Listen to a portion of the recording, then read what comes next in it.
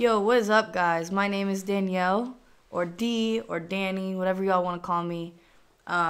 If you guys have been listening to my beats, thank you. I appreciate all the love and the feedback. Like, everything that you guys have been saying is just really, really meant a lot to me. So I really appreciate y'all checking me out. This video is going to be first of many. I'm wanting to kind of bring you guys on this journey with me and kind of show you what I've been learning. I'm brand new to all this. If you guys look back on my videos from before, there's like a huge gap. And I started with GarageBand. I'm now using Logic Pro, so I'm kind of going to go over just the things I've picked up along the way. I kind of disappeared for a little bit so I could practice and learn, and I've watched hundreds and hundreds of videos. So yeah, I kind of just want to break down how I made that last beat for you guys, the Rod Wave type beat, In My Feelings. I think he just got signed by Kevin Gates recently, but he's super dope. Like, his vocals are great. The beats that he uses are amazing. So I'm kind of just going to go over what I did. So I haven't practiced as much using creating my own melodies and chord progressions yet. That's something I'm still learning. I do have this Akai MIDI controller that I've been using.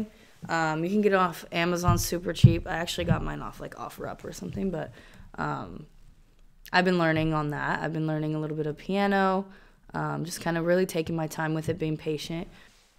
And so I haven't really gotten melodies down yet. I'm trying to figure everything else out, and then I'm going to focus on that a little bit later. But so I've been using looperman.com. It has a bunch of free loops on there that you can download instantly. Like, find any sound you want. You can even find drums on there if you wanted. I found just like a basic, I literally typed in Rod Wave, actually, like a piano chord progression. I chopped it up a little bit.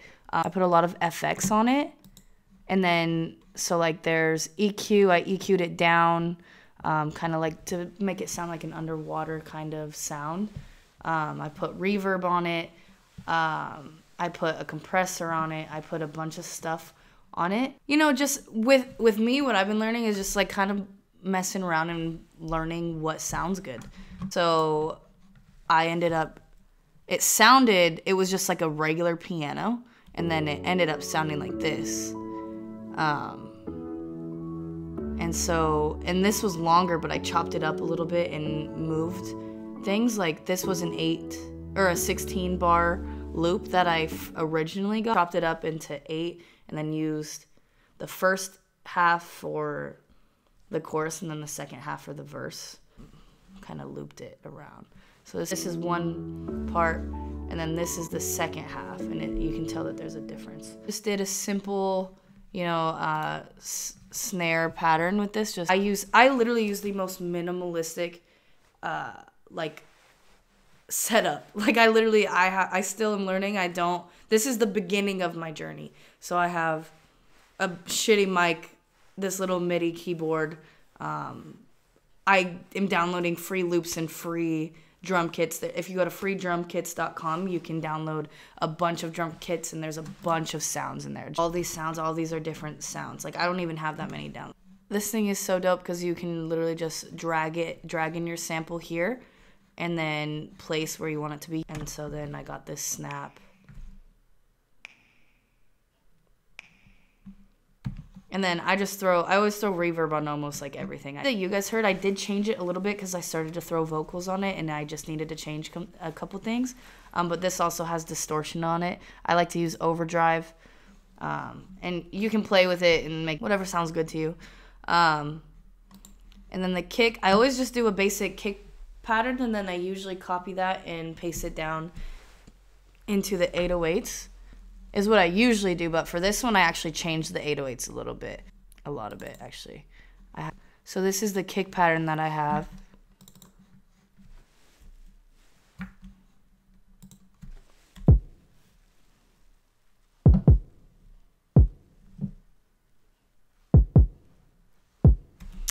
And then this is what it sounds like with the snare. Well, actually, I use the snap. because it just fit the vibe better. But so together.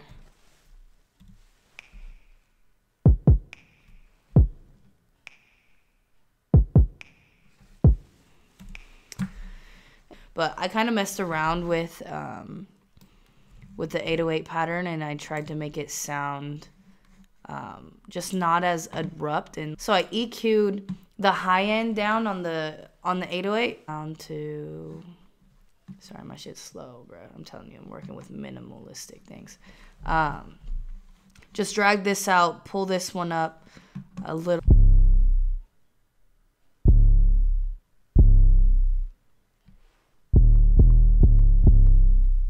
And then it just repeats that. The kick and the 808 don't clash because of the way that I EQ'd it. So I EQ'd that one down, and I EQ'd the high ends down on this side. So they don't clash. They just kick in at different times.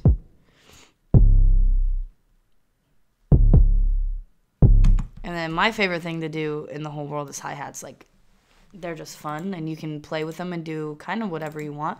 My hi-hat, my shit gets crazy. I like them fast. Any patterns you figure out, you want to change the velocities, you want to change the pitches a little bit. I personally think you should put hi-hat like rolls in there, shit like that.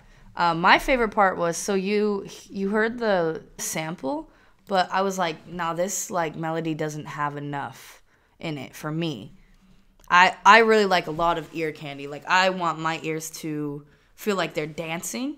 So just like, you know, just anything, not too much, like don't overcomplicate it, but anything that kind of just adds a little bit of a flair, like just why not? Fuck it, do it. Found this horn. I was like, this needs like a horn or a harp or something. And I mean, Logic has all these sounds that you can find. And I found a French horn, and I thought it sounded so dope. Like,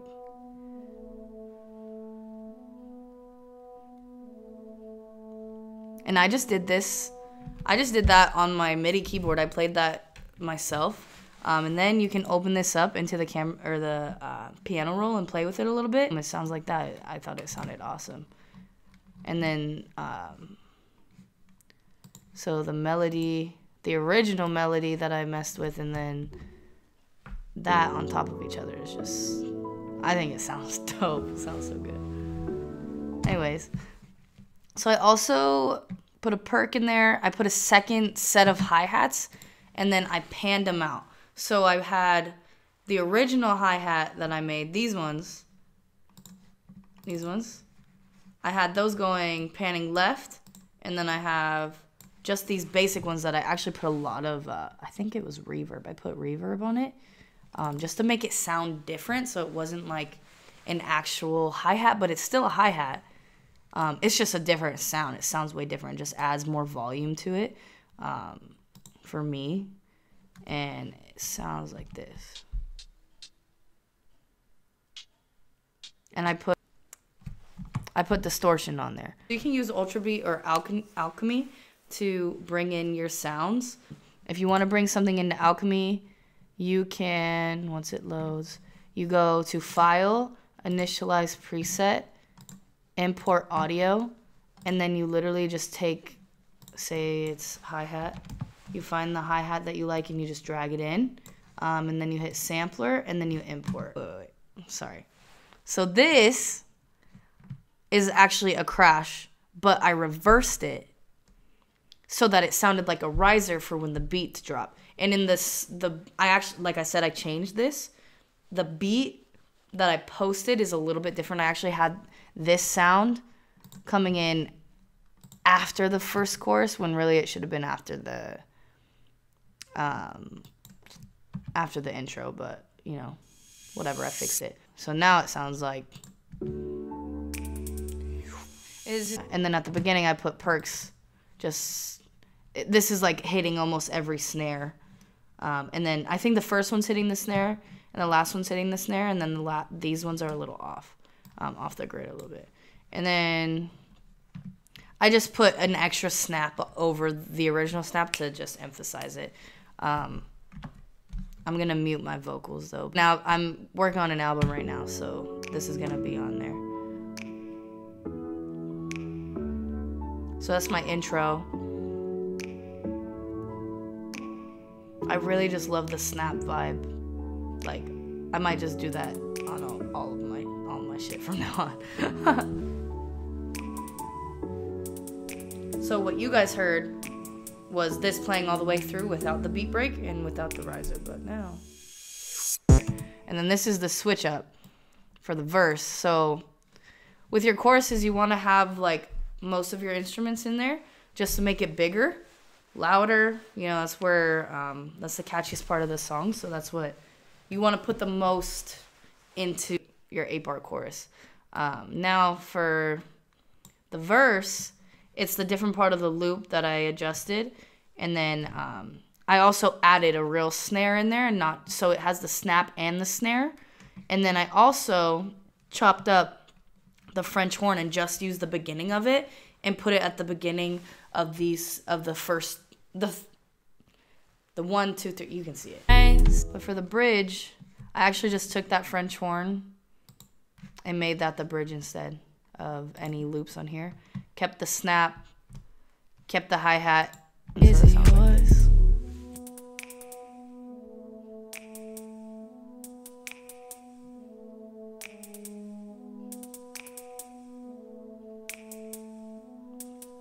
And then right back into the chorus. Let's see.